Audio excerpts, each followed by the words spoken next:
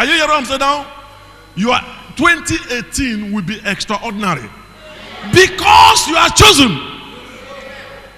Because God has carved you out among the lot. You are not an accident. This thing has been happening long time ago. Before your mother know your father. I don't care how you were born. Inside marriage, outside marriage, out of wedlock, in wedlock, makes no meaning. All I know is that God carved you out before the world began. Kept on chasing you like a beautiful bride. Sending pastors that you can hear. Pastors you couldn't hear. Doing everything to get your attention. And now you are here. No weapon formed against you shall prosper. I said, now you are here. You will get to where you're going. I said, now you are here. He will decorate you.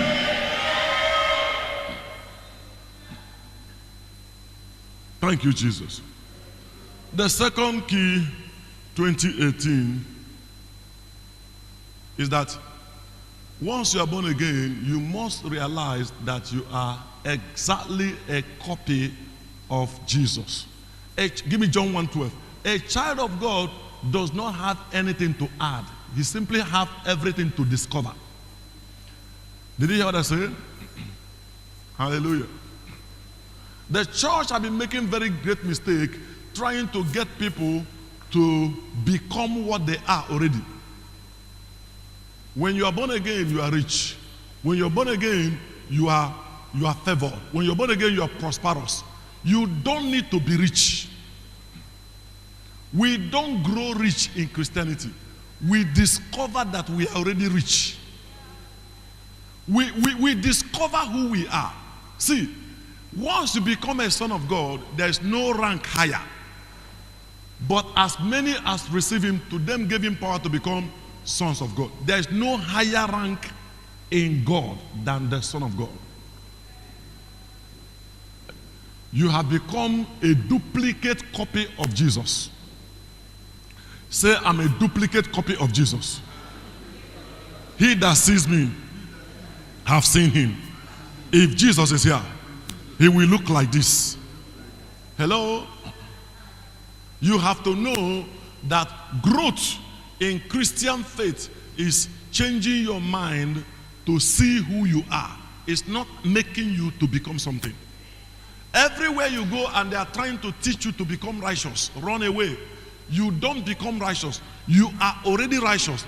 They are supposed to teach you to know who you are. Hello? You don't become rich. You're already rich. They are supposed to teach you to know who you are. You don't train a child of God and tell him, if you do this, then you will become that. No. The child of God has become everything. Say, I've become everything. Yes. The day you got born again, you got the greatest rank, hair of God, joined hair with Christ. You know, Romans chapter 8 and verse 17.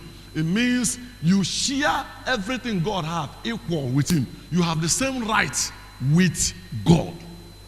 That's mind-blowing, mind-boggling. You have the same right with God. Read that, Romans chapter 8 and verse 17. Is it there? Can we read together, everybody? 1 to go. And if we are children, then we are heirs of God. Joint heir with Christ. Did you see that? Let's read it again. And if we are children, we are heirs of God. Joint heir with Christ. Again, everybody.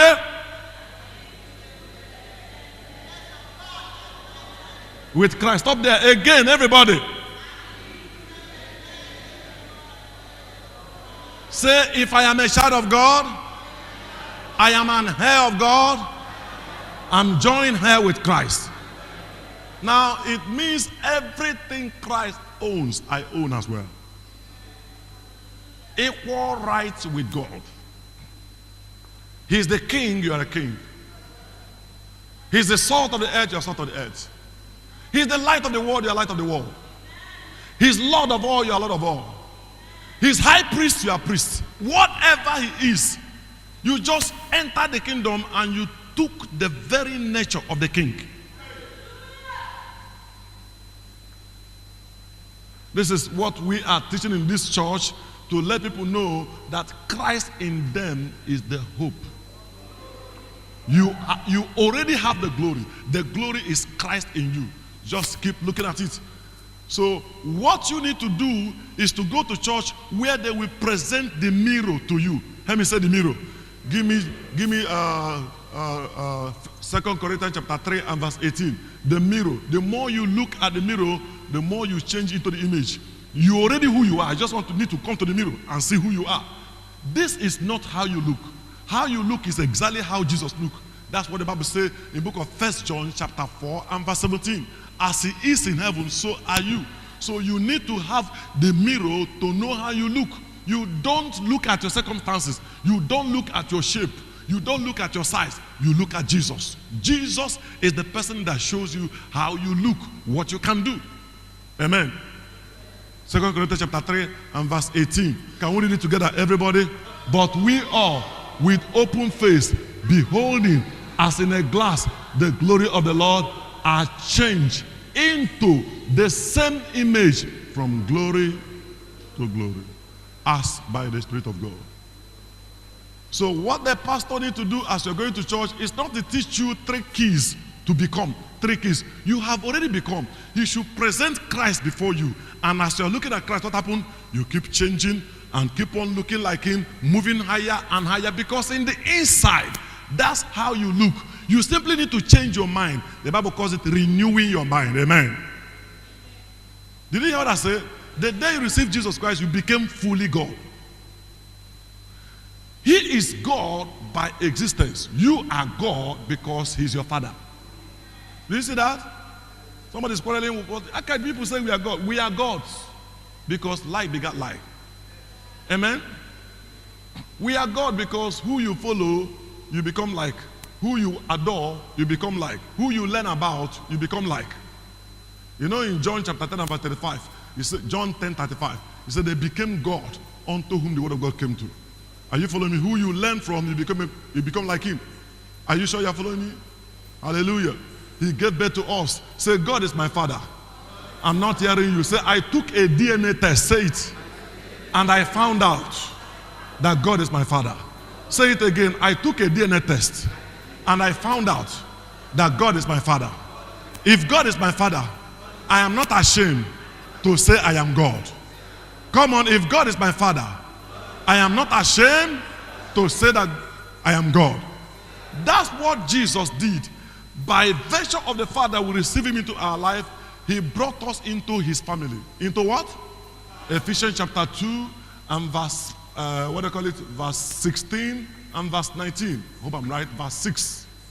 Ephesians 2. Come on now, let's read it. Ephesians 2, verse 6 and then verse 19. He brought us into the family of God. Your brain must be washed from today that you are now part and parcel of the family of God. You see what he says? He says in verse 6, he says, he raised us up together, made us to sit together in the heavenly places in Christ Jesus. In verse 19, hallelujah. Say, he raised us up together. Say, he has raised me. I'm not on the ground anymore. Say, he raised us up together. I'm no more on the ground. I have been raised, seated up in heaven. Where Christ is, that's where I am seated. He raised me up. I am raised. Praise God. I'm raised. Not on the ground. You cannot put me down again because I'm raised. You cannot put me down again. I'm raised. You cannot put me on the ground again. I am raised. I say I am raised. You cannot put me on the ground again. Somebody say, if you like that, I will promote you. Sir, you can't promote me. I'm raised. I'm raised. I'm already promoted. I'm raised. Hallelujah. Poverty cannot put me down. I'm raised. Shame cannot bring me down. I am raised. He raised me up. Who am I talking to? Come on, say with me, he raised me up. In 2018, walk around with the shoulder of a person who is raised. God raised me. No man can bring me down. God raised me. Problem cannot bring me down. God raised me. Demons cannot bring me down. God raised me. Poverty cannot bring me down. God raised me. I don't know about you. I am raised. I don't know what you're going through. I am raised. Okay, let's continue in verse 19.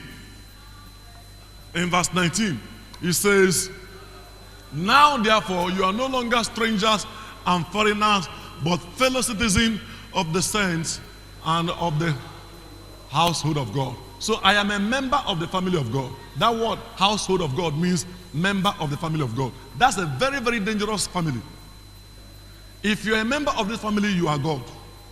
Before now, there are three people that are members of that family: God the Father, Son, and the Holy Ghost. The Son was the only begotten Son when Mary gave birth to him. But after he died, grave gave birth to him again. He now became the first begotten Son. No more the only begotten Son, so that I can join the family. Are you following what I'm saying now? So right now, the family of God is God the Father, God the Son, and God the many brethren. I am one of them.